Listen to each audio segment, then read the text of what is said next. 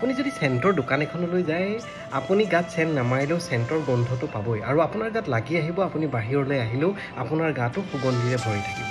ঠিক একেদৰে আপুনি যদি এটা কয়লাৰ খনিলৈ যায় আপুনি হাতেৰে একো নুচুলেও কেনেবাকৈ নহয় ইফালে সিফালৰ পৰা আপোনাৰ গাত কোলা দাগ এটা লাগিব ইয়াৰ অৰ্থ এইটোৱেই আপুনি যিটো পৰিৱেশত থাকে সেই পৰিৱেশৰ প্ৰভাৱ আপোনাৰ গাত আপুনি নিবিচাৰিলেও আপুনি নজনাকৈয়ে আপুনি ধৰিব নোৱাৰাকৈ আপোনাৰ গালৈ তাৰ প্ৰভাৱ আহিবই সেইবাবে ভাল সংগ নিৰ্বাচন কৰিবলৈ চেষ্টা কৰক যাতে সুগন্ধিৰ দৰে আপোনাৰ মাজতো আপোনাৰ সংগই সুন্দৰতা বিলাই তুলিব পাৰে আপুনি যেতিয়া নহয় এডৰা বোকাৰ মাজেৰে খোজকাঢ়ি যাব যদি দূৰৰ পৰা এখন গাড়ী আহে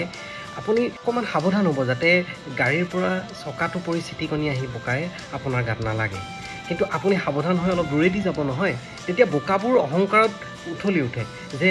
দেখিছ মোলৈ ভয় কৰিছে মানুহজন পলাই গৈছে কিন্তু আপোনাৰ চিন্তাধাৰা হ'ল বোকাৰ পৰা বাচিব লাগে আৰু বোকাবোৰে ভাবে মোৰ পৰা পলাই আছে গতিকে বোকাৰ জেগাতেই থাকিব তেওঁলোকৰ মানসিকতা তেওঁৰ চিন্তা বোকাৰ দৰে হৈ থাকিব আৰু আপুনি নিজকে বোকা যেতিয়া পাব বচাই ৰাখিবই লাগিব গতিকে আপুনি ভাল সংগৰ লগত থাকিবলৈ চেষ্টা কৰক ভাল বন্ধু বান্ধৱৰ লগত আপুনি কথা বতৰা আৰম্ভ কৰক দেখিব